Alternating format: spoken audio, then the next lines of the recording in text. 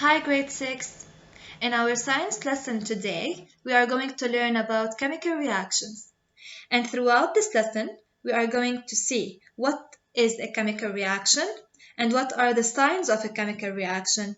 We are going to learn how are chemical reactions modeled and how do chemical equations show the law of conservation of mass. And finally, we are going to see what happens to energy during chemical reactions and what affects the rate of reactions.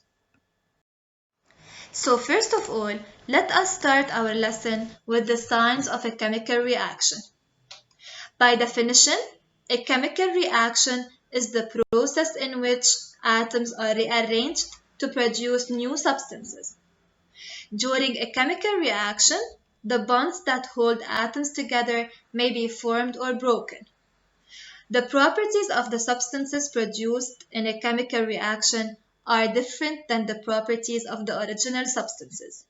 So, a change in properties is a sign that a chemical reaction may have happened.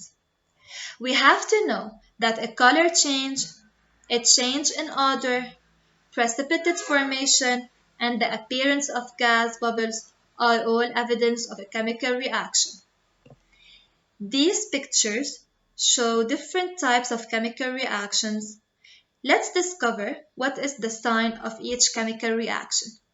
In the first picture on the left, new substances that smell bad are produced when milk turns sour. So, the sign of the chemical reaction here is a change in odor. In the second picture, a black column forms when sugar reacts with sulfuric acid. So, the sign of the chemical reaction here is a change in color. In the third picture, we can see that gas bubbles form when baking soda and vinegar react. So, the sign of the chemical reaction here is the formation of gas bubbles. Now, let's learn how are chemical reactions modeled. You can describe the substances before and after a reaction by their properties. You can also use symbols to identify the substances. We already know that each element has its own chemical symbol. For example, H is the symbol for hydrogen and O is the symbol for oxygen. You can use the periodic table to find the chemical symbol for any element. Now, a chemical formula uses chemical symbols and numbers to represent a given substance. The chemical symbols in a chemical formula tell you what elements make up a substance. The numbers written below and to the right of chemical symbols are called subscripts. Subscripts tell you how many of each type of atom are in a molecule. For example, the chemical formula for water is H2O. The subscript 2 tells you that there are 2 atoms of hydrogen in each water molecule. There is no subscript on O, so each molecule of water contains only one oxygen atom. This picture shows a water molecule. It has 2 hydrogen atoms and 1 oxygen atom. Now, we are going to learn about chemical equations. To model reactions, chemical formulas can be joined together in an equation. By definition, a chemical equation is an expression that uses symbols to show the relationship between the starting substances and the substances that are produced by a chemical reaction. This picture shows a chemical equation. In a chemical equation, we have the reactants and the products. Reactants are the substances that participate in a chemical reaction. Their chemical formulas are written on the left. Products are the substances formed in a reaction. Their chemical formulas are written on the right. An arrow, known as a yield sign, points from reactants to products. The chemical equation above shows that carbon, and oxygen react to form carbon dioxide. So carbon and oxygen are the reactants and carbon dioxide is the product. The chemical formulas of carbon and oxygen are written to the left of the arrow. The chemical formula of carbon dioxide is written to the right of the arrow. Plus signs separate the chemical formulas of multiple products or reactants. Now we are going to see how do chemical reactions show the law of conservation of mass. The law of conservation of mass states that matter is neither created nor destroyed in ordinary physical and chemical changes. This law means that a chemical equation must show the same numbers and kinds of atoms on both sides of the arrow. So, when writing a chemical equation, you must be sure that the reactants and products contain the same number of atoms of each element. This is called balancing the equation. Now, we have to know that you use coefficients to balance an equation. What is a coefficient? A coefficient is a number that is placed in front of a chemical formula. For example, 3H2O represents 3 water molecules. The number 3 is the coefficient. For an equation to be balanced, all atoms must be counted. So, you must multiply the subscript of each element in a formula by the formula's coefficient. For example, there are a total of 6 hydrogen atoms and 3 oxygen atoms in 3H2O. Only coefficients, not subscripts, can be changed when balancing equations. Here we have a sample problem. We have to follow these steps to write a balanced chemical equation. So first step, we have to identify. We have to count the atoms of each element in the reactants and in the product.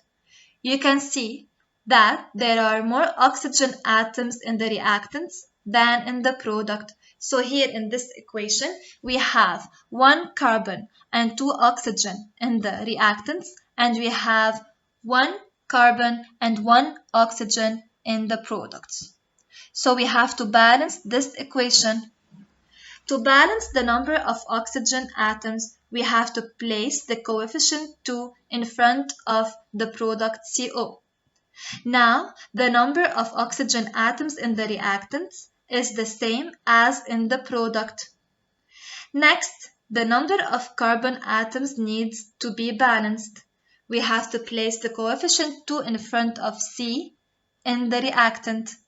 Finally, be sure to double check your work. So now, after balancing the equation, we have 2 carbon and 2 oxygen in the reactants, and we have 2 carbon and 2 oxygen in the products. Now, let's discover what happens to energy during chemical reactions. Changes in energy are a part of all chemical reactions. We have to know that chemical reactions can either release energy or absorb energy. And energy is needed to break chemical bonds in the reactants. So, as new bonds form in the products, the reactants release energy. Reactions are described by the overall change in energy between the products and reactants. So first, we have to know that energy can be absorbed. A chemical reaction that requires an input of energy is called an endothermic reaction. The energy taken in during an endothermic reaction is absorbed from the surroundings, usually as heat. This is why endothermic reaction mixtures often feel cold. Photosynthesis is an example of an endothermic process that absorbs light energy. In photosynthesis, plants use energy from the sun to change carbon dioxide and water to oxygen and sugar. Second, we have to know that energy can be released. A chemical reaction in which energy is released to the surroundings is called an exothermic reaction. Exothermic reactions can give off energy in several forms. For example, you feel warmth and see a glow when a candle burns. Burning is an exothermic reaction. Third, we should know that energy is always conserved. The law of conservation of energy states that energy cannot be created or destroyed. However, energy can change form. So, the total amount of energy does not change in endothermic or exothermic reactions. Finally, we are going to see what affects the rates of reactions. Some chemical reactions occur in less than a second. Others may take days. The rate of a reaction describes how fast the reaction occurs. For a reaction to occur, particles of the reactants must collide. Reaction rates are affected by how often the particles collide. Factors that affect reaction rates include concentration, surface area, temperature, and the presence of a catalyst. Now, let's study each factor alone. This picture shows the factors that affect reaction rates. So first, concentration. At higher concentrations, there are more reactants in a given volume. The reactants are more likely to collide and react. The reaction rate is higher when reactant concentration is higher. Second, surface area. The reaction rate increases when more reactant particles are exposed to one another. So crushing or grinding solids increases their surface area and the reaction rate. Third, temperature. Reactions usually occur faster at higher temperatures. Particles move faster at higher temperatures. Because the reactant particles move more quickly, they are more likely to collide and react. And finally, catalysts. What is a catalyst?